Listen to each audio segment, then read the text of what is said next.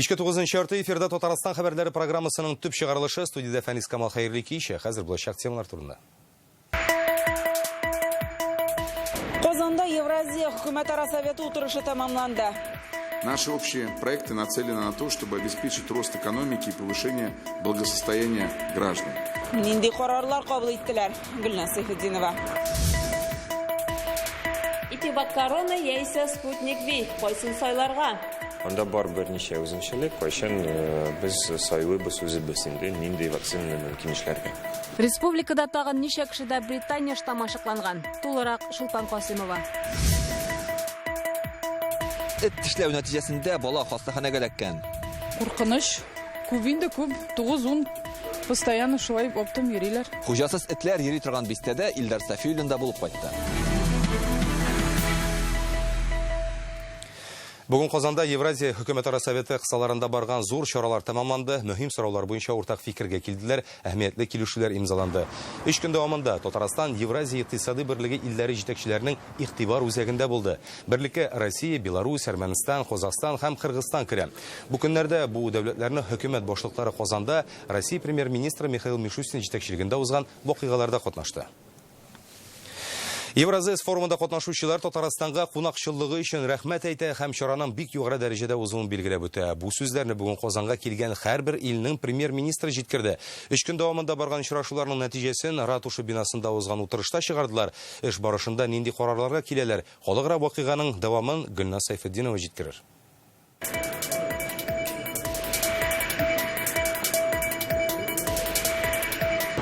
Кабат зур халыкара вакыйганы дәрәҗәле кунакларны кабул итте. 2 көн дәвамында башкалар ратушасында бер рәсми чара икенчесен алыштырды. Күп санлы очрашулар узды. Бүген төп утырыш. Көн тәртибендә 2025 елга кадәр сәнәгать өлкәсендә хезмәттәшлек юлларын билгеләү. Добрый день, коллеги, дорогие друзья. Берлек составына кергән Россия, Беларусь, Казакстан, Кыргызстан, Әрмәнстанның хөкүмәт башлыклары, Куба, Молдова, Үзбәкстаннан күзәтүчеләр статусында һәм Таҗикстан белән Төркмәнстаннан махсус кунаклар. Бүген алар бер өстәл артына җыелды. Онлайн катнашучылар да бар. Михаил Мишустин аларны сәламләп, игътибарны төп темага юнәлтә. Наши общие проекты нацелены на то, чтобы обеспечить рост экономики. Безнең уртак проектлар икътисадны үстерү, халыкның яшәү дәрәҗәсен яхшыртуга юнәлтелгән. Бу хакта үз юлламасында Владимир Путин да билгеләп үткән иде. Алда зур эш көтә. Инде чаралар планы расланган, алар буенча 10 халыкара килешү һәм 60 норматив хокукый актны булдыру күздә тотыла. Ел ахырына кадәр берлек кысаларында кредит тарихларын алмашу буенча килешү дә имзаланыр. Моннан тыш уртак цифрлы мәйдан булдыру буенча эш дәвам итәчәк. Евразия икътисади берлегенең ичке базарында каршылыклар, чикләүләрне бетерүгә аерым игътибар булырга тиеш ди премьер-министр. С коронавирусом существенно повлияло на мировые рынки. Коронавирус дөнья базарына нык тәэсир итте. Хөкүмәт ягыннан товарны читкә чыгаруны контрольдә тоту мөһим. Бу бәя артмасын өчен кирәк. Сүз беренче чиратта авыл хуҗалыгы продукциясе турында. Бу мәсьәлә безнең халкыбыз өчен җитди. Хөкүмәт башлыклары төп 12 мәсьәләне карый. Иң мөһимнәре коронавирус белән көрәш, космик технологияләр өлкәсендә хезмәттәшлек, сәнәгать һәм сәүдә. Берлек илләрендәге икътисадның нигезе сәнәгать. Бу юнәлештә килешеп, уртак сәясәт алып бармыйча, бердәм товарлар базары булдырып булмый. Мин санитар һәм биологик куркынычсызлык буенча бердәм стратегия булдырырга тәкъдим итәм, аеруча куркыныч инфекцияларның барлыкка килү белән бәйле рәвештә. Провели серьезную работу, которая касается Азык-төлек куркынычсызлыгы буенча зур эш алып бардык. Хәзер бу турыда күп сөйләнә. Әмма эчке базарны сөт, ит, икмәк, бәрәңге һәм башка ризыклар белән тәэмин итә алабыз дип ышанып әйтә алам. Знаком событием направления усиления сотрудничества. Бүгенге очрашуның җитди вакыйгасы ул Евразия икътисади берлеге һәм Төркмәнстан арасында хезмәттәшлек турында меморандум имзалау, утырыш интеграция үсешенә өстәмә тәргеш бирәчәк. Казандагы очрашу вакытында Кыргызстан белән Таҗикстан премьер-министрлары очрашты. Әлеге дәүләтләрнең чигендә килеп чыккан кораллы каршылыкны хәл итү буенча сүз бара.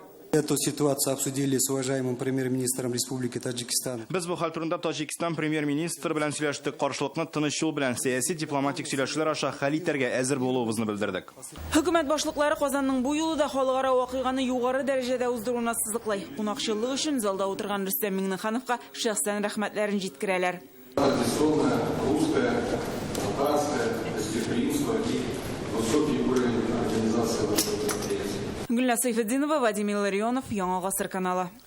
Рустам Минниханов бүгін Россия белән Түркменстан делегациялары очрашуында катнашты. Премьер Михаил Мишустин Түркменстандагы югары күзәтү палатасы рәисе Сирдар Бердимөхәмәдов белән аралашты. Түркменнәр Евразия хөкүмәт советы утырышында беренче тапкыр катнаша. Бу юлы кунак буларак Михаил Мишустин белән Сирдар Бердимөхәмәдов илләр арасындагы мәдәни, гуманитар һәм икътисади мөнәсәбәтләр турында сөйләште. Әйтик, узган ел товар әйләнеше соңгы 5 елдагы иң зур күрсәткечкә җитә. Мы бы хотели придать новый импульс двустороннему взаимодействию. Без ике арадагы хезмәттәшлеккә яңа тәргеш бирү яклы. Киләчәктә икътисадның төрле өлкәләрендә уртак проектлар булдыру өчен шартлар тудырырга кирәк. В самых разных областях экономики. Надеемся, что сегодняшняя встреча даст новый импульс. Бүген очрашу безнең илләр арасында күп яклы хезмәттәшлек өчен яңа мөмкинлекләр ачар дип үмитләнәбез. В двустороннем, так и многостороннем формате между Туркменистаном и Российской Федерацией. Бүген Рустам Минниханов Түркменстан хөкүмәте рәисе урынбасары, югары күзәтчелек палатасы рәисе Сирдар Бердимөхәмәдов белән очрашты. Узган ел Татарстан белән Түркменстан арасында товар әйләнеше 107 миллион долларга җиткән. Түркменстан урта һәм Үзәк Азиядә КАМАЗ машиналарын иң күп сатып алучы ил. Быел Татнефтьнең Түркменстандагы филиалында насос турбаларын җитештерү һәм ремонтлау заводы да ачылды. Киләчәктә уртак яңа проектлар да булачак. Алга таба сәүдә әйләнешен машина, кораблар, самолетлар төзелеше, нефть табу өлкәсендәге проектлар аша арттырып булыр иде. Мәдәният өлкәсендә хезмәттәшлекне үстерү бурычы тора. Историко-культурные, духовные узы. И сегодня мы активно ведем торгово-экономическую, образовательную, культурную, спортивную миссию. Татарстан Россиянең алга киткән төбәге. КАМАЗ, Татнефть, Казан вертолет заводы белән уртак проектлар булу безнең өчен бик мөһим. Бүген Казанга Россия вице-премьеры Марат Хыснуллин килде. Ул ил хөкүмәтендә төзелеш мәсьәләләрен контрольдә тота. Рустам Минниханов белән МЧС торак комплексын карадылар. Аны 10 ел элек төзи башлыйлар. Фон оешмасы бөлгенлеккә төшү сәбәпле салып бетерә алмыйлар, төзелеш туктала. 522 фатир инде сатылган була. 1 ел элек йортны төзеп бетерү өчен Татарстандагы өлешләп акча кертеп алданучылар хукукларын яклау фондына йөклиләр. Йортны яңа оешма төзеп бетерә. Акча федераль һәм республика бюджетыннан күчерелгән. Фатирларына күченә башлаучылар бүген республика җитәкчелегенә һәм федераль үзәккә рәхмәтләрен белдерде. Вы у нас жители еще? Да. Сколько ждали дом? Ой, долго ждали. Мы больше ждали.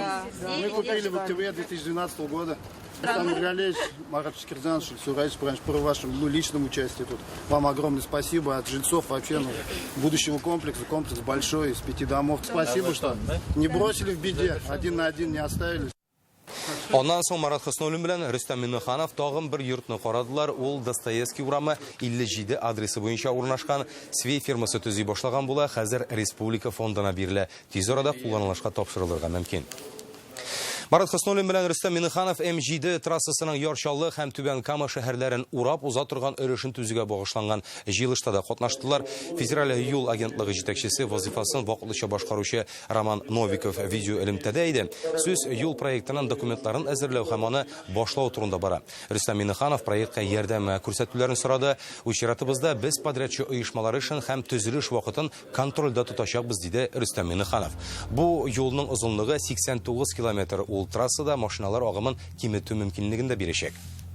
Уже у нас разночтения нет. Все карьеры, все, что грунты, все вопросы, связанные с прохождением этой трассы, персональное главным поручением мы тоже в ближайшие дни дадим, как только вы отмашку дадите. Сегодня эта трасса очень нужна. Минем антитанчикләрем бар, прививка ясатырга кирәкме? Бәби көтәм, вакцина балага начар йогынты ясамасмы? Май бәйрәмнәрендә прививка ясатып булачакмы? Татарстан халкының сорауларына бүген республиканың иҗтимагый палатасында җавап бирделәр. Баш санитар табиб Марина Потяшина һәм баш инфекционист Хәлил Хәйртынов онлайн режимда халык мөрәҗәгатьләрен тыңлый. Хәзер Европада иммунизация атнасы бара. Пандемия шартларында вакциналаштыру аеруча мөһим. Республикада бүгенгә аны 250 мең кеше ясаткан, шуларның 157 меңе икенче дозасында ала. Белгечләр сүзенә караганда 60 яшьтән өлкәнрәкләргә иң беренчеләрдән булып прививка ясатырга кирәк. Бүген Татарстанда булган 3 вакцина да вирусның төрле штамнарыннан саклый ди белгечләр. Все вакцины эффективны. Вакциналарның һәр кайсының файдасы бар. Алар сәламәтлек өчен куркыныч түгел. Кайсысын ясатым икән дип бош ватарга кирәкми. Медицина оешмасында ниндие бар, шунысын кадатырга кирәк. Татарстанда вакцинаның 3 төре дә бар. Имеется в медицинском учреждении. На сегодня все 3 вакцины поступили. Россияда жетіштірілген вакцинаға шет илләрдә ихтияж бик зур. Евразия Хөкүмәт Советы илләре премьер-министрлары Казанда Михаил Мишустиннан препаратны үз илләренә дә бирүне сорады. Кыргызстанга беренче партия җибәрелгән инде. Спутник V-ны Үзбәкстан халкына да ясый башлаганнар. Әлеге ил премьер-министры Абдулла Арипов Россия вакцинасын үз илләрендә җитештерә башлауда ярдәм дә сорады. Таҗикистанда әлеге Британия һәм Һиндстанда ясалган препараттан файдаланалар. Аларның премьер-министры Кохир Расулзода исә Россиянең Россияникен җибәрүне сорый, чөнки безнең халык сезгә күбрәк ышана ди ул. Бу атна дәвамында коронавирус белән авыручылар саны әкренләп арта бара. Узган атнада тәүлегенә 30 кеше булса, монысында 40-ка якынлашты. Британия штамын йоктыручыларда күбәя, вирусның бу төре тагын да куркынычрак. Аның белән авырган бер кеше чирне 22 кешегә йоктырырга мөмкин. Нинди саклык чаралары күрергә кирәклеген Чулпан Касыймова җиткерер. Здесь можно предположить, что все-таки он уже циркулирует среди населения. Коронавирусның Британия штамы тагында тизрәк тарала. Бер кеше бер юлы 22 кешегә вирус йоктырала диләр Роспотребнадзорда. Ул авыруның катлаулырак үтүе белән аерылып тора. Шул ук вакытта җиңелчә үтәргә дә мөмкин дип белдерәләр. Татарстанда Британия штамын йоктырган 12 кеше белән аралашкан һәркем тикшерелгән. Бәхеткә беркемдә дә авыру билгеләре табылмый. Әлеге штам ачыкланган кешеләрнең берсе дә чит илгә чыкмаган. Вирусны үзебездә йоктырганнар. Мы обследуем на британский штамм. Британия штамын ачыклау өчен бар кешене дә тикшереп чыгу мөмкинлеге юк. Шуңа күрә чит илдән кайткан һәм коронавирусны авыр кичерүче кешеләрдән анализлар алына. Аларны махсус лабораторияләргә җибәрәбез. Әлегә 12 очрак расланды. Төркиядән кайткан кешеләр арасында әлегә бу штам ачыкланмады. Британия штамы табылган кешеләр инде савыккан, шулай да күзәтү астында кала бирәләр. Коронавирусның мутацияләренә саклануның иң үтемле чарасы прививка ясату дип белгечләр. Бүгенге көндә республикада 2 төрле вакциналарга була: Спутник V һәм Ипивак Корона. Соңгысын ясату өчен алдан шалтыратып язларга кирәк. Отдаем предпочтение. Ипивакны без 65 яшьтән өлкәнрәк хроник авырулары булган кешеләргә ясыйбыз. Моның өчен алдан язылу мөһим. Безнең сырхауханәгә ул 140 дозада килде. 90 кешегә ясалды инде. Фәрит Төхвәтов ноябрь аенда коронавирус белән авырган. Әле дә хәлем тулысынча яхшырмады ди. Бүген прививканы кайчан ясатырга мөмкинлеге турында белешергә килгән. Әлегә вакцинаның кайсын кадатасын хәл итмәгән. Берәүләр әйтә Ипивак, нирәкте. Мин пока әйтәлмим, кем ничәгә врачлардан белешмәшә алмыйм, барыбер. Юлия Агзамова үзе өчен Спутник V-ны сайлаган. Очень хочется. Чит илгә чыкканда да кайткач та һаман ПЦР тестлары эшләтәсе килми, шуңа күрә прививка ясатырга булдым. Белгәнемчә, чит илгә Спутник V вакцинасы белән генә кабул итәләр. Республикага вакцинаның 3-нчесе Ковивак та кайтарылган иде. Тик аз күләмдә булу сәбәпле ул тиз бетә. Кайчан бездә пунктларда бар 3 төр вакцина. Һәр кеше кем килә прививка өчен, ул сайлый ала. Нәрсә һәм ничек анарга нинди вакцинаны ул ярата. Шуны аны эшлибез. Вакцинаны май бәйрәмнәрендә дә кадатып булачак. Мобиль пунктлар көн сайын эшли. Апрель айында коронавирус белән авыручыларның саны кимү күзәтелми диләр Роспотребнадзорда. Шуңа күрә белгечләр җәмәгать урыннарында саклык чараларын үтәргә киңәш итә. Чулпан Касыймова, Александр Лобанов, Яңа Гасыр каналы.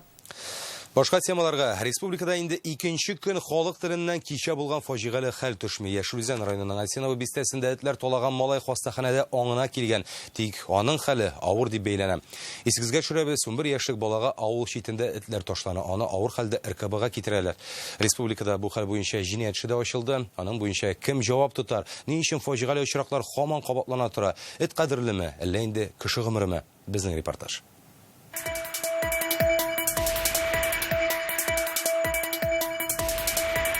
Куркыныч, күп инде күп, 9-10 постоянно шулай оптым йөриләр. Хәзер Яшелүзән районының Асенова бистәсендә балалар гына түгел, олылар да урамга чыгарга курка. Халык фикеренчә, сукбай этләр көтмәгәндә теләсә кайда очрый. Бер көнне күрдем 4 эт балалары.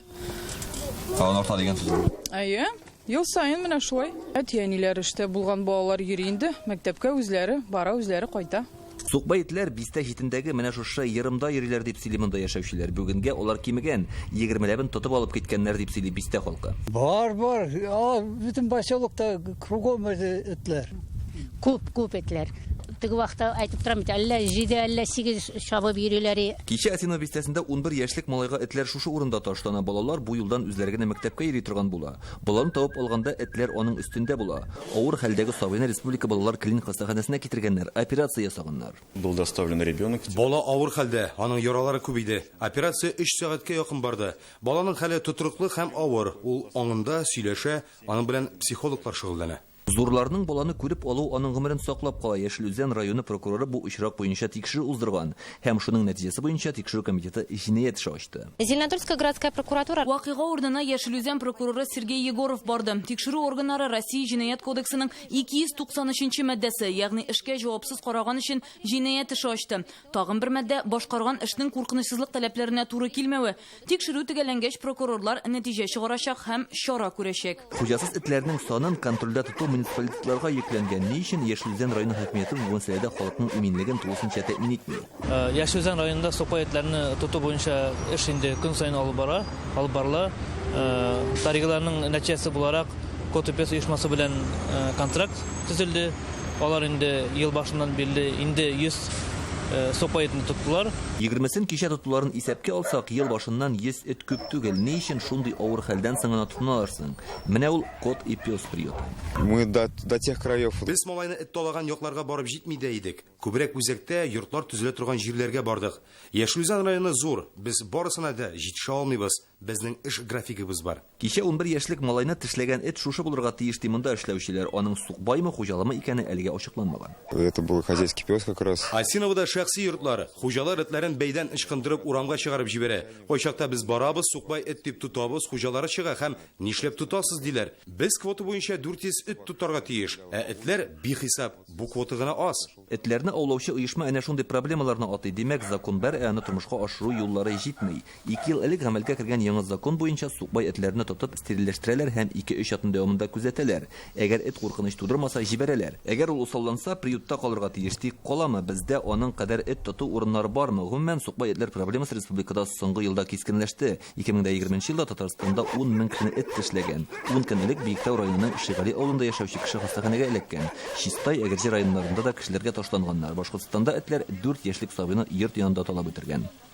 По итогам проверок тикшерү нәтиҗәләре буенча район башкарма комитетларына күрсәтмәләр бирелде. Гаепле затлар дисциплинар җаваплылыкка тартылган. Ачыкланган җитешсезлекләрне бетерү буенча чаралар күрелгән. Фаҗига булган авылларда яшәүчеләр законга төзәтмә керткәнне көтеп тормый. Кайбер мәгълүматлар буенча Башкортстанда 4 яшьлек сабыйны талап үтергәннән соң шул ук кич белән бөтен сукбай этләрне атканнар. Проблемаларның тирән булуын Казан мэры Илсур Метшин туры элемтә вакытында әйтте. Новый федеральный закон. Яңа федераль канун хайваннарга мәрхәмәтле мөнәсәбәт булуны таләп итә, ләкин сораулар да бар. Сукбай этләр каян барлыкка килә? Хайваннарны йортта асрау буенча законга ачыклыклар кертү шарт. 90% очракта бала сораганга эт алалар да уйнап туйгач урамга чыгарып җибәрәләр. Әлегә бу мәсьәлә ачык кала һәм халык үзен-үзе якларга мәҗбүр. Менә бу кадрларда Башкортстаннан этләр ире куып килгән балалар агач башына качып кутылырга мәҗбүр. Яшелүзәннән Илдар Сафиуллин, Марат Зайдуллин, Яңа Гасыр каналы. Республикада танылган шәхесләрнең каберләрен чистартып тәртипкә китерү дәвам итә. Бүген Казанның Арча зиратына Татарстан яшьләр эшләре министры Домир Фаттахов һәм волонтерлар килде. Алар Совет авиаконструкторы, Сталин премиясе лауреаты, легендар П-2 һәм П-8 бомбардировщикларын уйлап табучы Владимир Петликов каберен тәртипкә китерде. Сынын кабер плитәләрен юдылар. Безнең яшьләр самолетның калдыкларын эзләү экспедицияләрендә актив катнашалар, легендар П-2-не торгызу белән шөгыльләнәләр. Әлеге чарага Татарстан сәламәтлек саклау министры урынбасары Владислав Винниченко һәм медицина волонтерлары да кушылды. Алар Казанның Арча зиратында ТАССРның атказанган фән эшлеклесе Сергей Алексеев каберен тәртипкә китерде. Кипкән яфраклардан арындырдылар, ташын юдылар. Исегезгә төшерәбез, танылган шәхесләрнең каберләрен 26 апрельдә чистарта башладылар. Ул 2 майга кадәр дәвам итәчәк. На данном кладбище похоронены. Биредә медицина өлкәсенең Адамюк, Сигал, Агафонов кебек танылган шәхесләре җирләнгән. Аларның сәламәтлек саклау өлкәсенә керткән өлеше зур. Без моны онытмыйбыз. Офтальмология, йогышлы авырулар хастаханәләренә әлеге шәхесләрнең исемнәрен бирәбез. Бүген Рөстәм Миннеханов үлемсез полк онлайн акциясына кушылды. Инстаграмдагы сәхифәсендә ул әтисенең туганы Бөек Ватан сугышында һәлак булган Галимҗан Миннеханов турында мәгълүмат урнаштыра. Галимҗан ага 359-нчы укчы полкта хезмәт иткән. Аның гомере 1941 елның декабрендә Мәскәү янындагы сугышларда өзелә.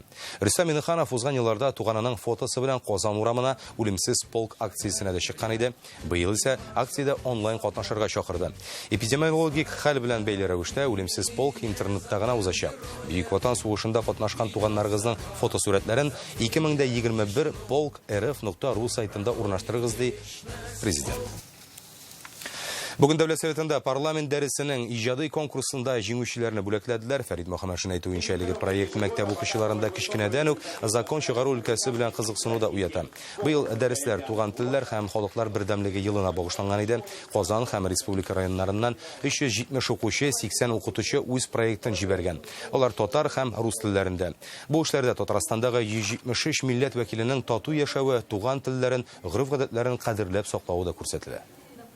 Нет народа, который хочет забыть свой язык, свои традиции, свои обычаи, идущие из поколения в поколение. У каждого народа. На этом и зиждется наша жизнь, самые лучшие традиции. И вот это мы прочувствовали в рисунках, которые я вот тоже ознакомился и удивился. Какая талантливая молодежь у нас живет. Бердәм Россия партиясенең халык мөрәҗәгатьләрен тыңлау өчен оештырылган оператив үзәк эшчәнлеге дәвам итә. Бүген халык белән Биектау районы башлыгы Рөстәм Кәлимуллин очрашты. Биектаулылар шәхси хуҗалыкларга ярдәм итүне, мәктәп автобуслары санын арттыруына, яшьләр үзәген төзеп бетерүне һәм Коръән уку дәресләре оештыруны да сорады. Туган телләр елында татар телен үстерү мәсьәләләренә аерым тукталдылар. Туган тел безнең үзебездән башка бер шәдә кирәк түгел. Безнең ул Кайдабызда, мәктәптә, эшләгән җирләребездә иң мөһим мәсьәлә. Шуңа күрә без аңа үзебез әһәмият бирергә тиеш, үзебез тәрбияләргә тиеш. 11 майда республика ифтары узачак. Быел Казан Экспо халыкара күргәзмәләр үзәгендә оештырыла. Пандемия сәбәпле зур ифтарга чакырылучылар саны алдагы еллар белән чагыштырганда 4 тапкыр ким булачак. Урыннар 5000 кешегә исәпләнгән, тагын шуның кадәр мусульманга ланч-боксларда таратылачак. Республика ифтарына килүчеләр битлектән булырга һәм дистанцияда сакларга тиеш. Бинада дезинфекция чаралары булуда мөһим. Республика ифтарын оештыруда 650 волонтер катнашачак. Былтыр да 20 мең кеше җыябыз дип уйлаган идек, ләкин кызганычка каршы былтыр булмады. Быел да без 5 мең кешене генә җыя алабыз. 5 мең кешегә аерым ланчбокс буларак таратмакчы булабыз. Ел башыннан Татарстан коткаручылары 2000-гә якын янгын сүндереп, 267 кешенең гомерен саклап калган. Бүген аларның һөнәри бәйрәмнәре. Россиянең янгын сүндерү хезмәтенә 372 ел. Әлеге дата һәм җиңүне 76 еллыгына багышлап, бүген Татарстан коткаручылары тантаналы митингта үткәрде. Анда яшьләр ант кабул иттеләр. Ветераннар янгын сүндергәндә һәлак булганнарны искә алды. Тантаналы чара Татарстанның гадәттән тыш хәлләр министры катнашында ил һәм республика гимны белән башланды. Янгын коткару хезмәтенең баш идарәсе бинасы янына бүген ветераннар да бу хезмәткә яңа гына аяк баскан егетләр дә җыелды. Янгын сөндерү хезмәтенә үз өстенә нинди җаваплылык алуларын аңлап киләләр. Бүген генә 10 егет әлеге һөнәрне сайлап ант кабул итте. Араларында Казанның авиатөзелеш районы янгын сөндерү части хезмәткәре Ранис Гыйбадуллин да 6 ай гына эшләсә дә инде 4 мәртәбә янгынга чыккан. Ничек сез янгын сөндерүче булырга уйладыгыз? Бу бит куркыныч һөнәр. Кичкенә вакыттан бирле мәктәптән гел янгын сөндерүчеләрне күреп, алар белән горурлана идем. Гел үзенә күңел ничектер җан шунда тарта. Мин хотя бы бер кешегә дә булышсам, уже ул бик зур әйбердер дип уйлыйм. Янгын коткару хезмәтендә 20 ел эшләгән ветеран Раил Хамидуллин төнлә шалтыраткач сикереп торып җыенганын исенә төшерә. Кеше коткарганда һәлак булган иптәшләрен дә үзе шәһәр үзәгендә янган йорт түбәсенә менеп чак кына исән калуында яхшы хәтерли. Менә ул вакытта нәрсә турында уйладыгыз? Берсе уйламыйсың. Анда җылы дом булгачыннан монда кешеләрнең әйберләрен спасайтырга кирәк шул турыда уйлыйсың. Безнең яңа сөндерүчеләр бер вакытта үз турында уйламыйлар. Менә бу уйганда барысы да алар уже пожарга керәләр. Россиянең янгын сөндерү хезмәте тарихы 1649 елның 30 апрелендә янгын сөндерү кагыйдәләреннән торган рәсми документ бастырудан башлана. Петр I заманында беренче янгын депосы һәм коткаручылар командалары барлыкка килә. Ул чакта янгыннарны менә шулай чиләкләр белән су ташып, махсус насос аша сибеп сөндергәннәр. Формада гади, юка була. Янгын сөндерүченең заманча костюмы исә барлык кирәк яраклар белән дә җиһазландырылган. Ул якынча 40 килограмм авырлыкта, әлбәттә инде мин барысында үз өстемә кимәдем. Форма белән бергә техника да үзгәрә. Мәсәлән, 5 ел элек менә шушындый мотоцикллар барлыкка килә. Алар ярдәмендә янгын чыккан урынга тизрәк барып җитәргә мөмкин. Һәм инде коткару отряды әле килеп җитмәгән булса да, менә шушы баллон ярдәмендә янгынны инде сүндерә башларга да мөмкин. Бүген Татарстанда 1000-гә якын янгын коткару бүлеге бар һәм аларның саны арта бара. Узган ел без Казан өлкәсе янында 2 пожарный часть ачтык. Быел менә проблемалар бар. Тагын берничә поселокларда ул проблемалар шәһәрләр үскән саен килеп чыгачак. Без халыкны коткарга тиеш, без шул үзебезнең эшне эшләргә тиеш. Технологияләрдә яңара, техникада арта, әмма һәр коткарылган гомер артында батыр йөрәкле шәхесләр тора. Ел башыннан гына коткаручылар 1895 янгынны сүндереп, 276 кешене ут эченнән йылып алган. Кызганыч, сменадан кайтмаучылар да була. Бүген янгын сүндергәндә һәлак булганнарны искә алып, туганнарына рәхмәт сүзләрен җиткерделәр. Айгөл Бәдретдинова, Гадел Миндубаев, Яңа Гасыр каналы. Бүгенгә менә шундый хәбәрләр иде. Барыгызга да уңышлар һәм иң мөһиме, сәламәт булыгыз.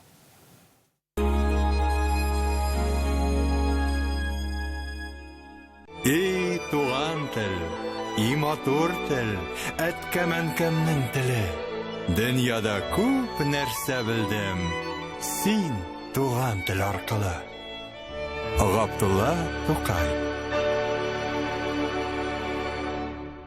Казань-Оргсинтез – социально ориентированное предприятие, где забота о сотрудниках всегда стоит на первом месте. Достойные зарплаты, профилакторий, поликлиника, базы отдыха, бассейн и детский летний лагерь, вахтовые автобусы, столовые, кафе и магазины, программы обучения и улучшения жилищных условий. Здесь создают все условия для комфортного труда и высокого уровня жизни. Казань-Оргсинтез с заботой о людях. Все, что хочу, это Nissan за 980 тысяч. Все, что хочу, резину в подарок. Подробности 4 пятерки, 3 единицы. Все карты от Акбарсбанка созданы для лучшей жизни. Вы выбираете ту, что будет лучшей именно для вас. Живите лучше. Акбарсбанк. Победа сберегает. У нас детишек много. Конечно, экономим. А еще и в качестве уверены. В магазинах «Победа» шашлык свиной охлажденный 199 рублей за килограмм. Ихтибар, Татарстанның халык артисты Виталий Агапов һәм аның иҗатташ дуслары 60 яшьтә тулып китте исемле концерт программасын тәкъдим итәләр. Сезне 30 май пирамида концерт залында көтеп калабыз. Яшьлек 6+. Әтиәнегезне, якын кардәшегез ничек сөйсәгез, милләтегезне дә шулай сөегез. Милләтегез өчен хезмәт итүне җаныгызга зур табыш дип санагыз. Халыкка хезмәт итү, дәүләткә дә хезмәт итү булыр. Ризаетдин Фәхретдин.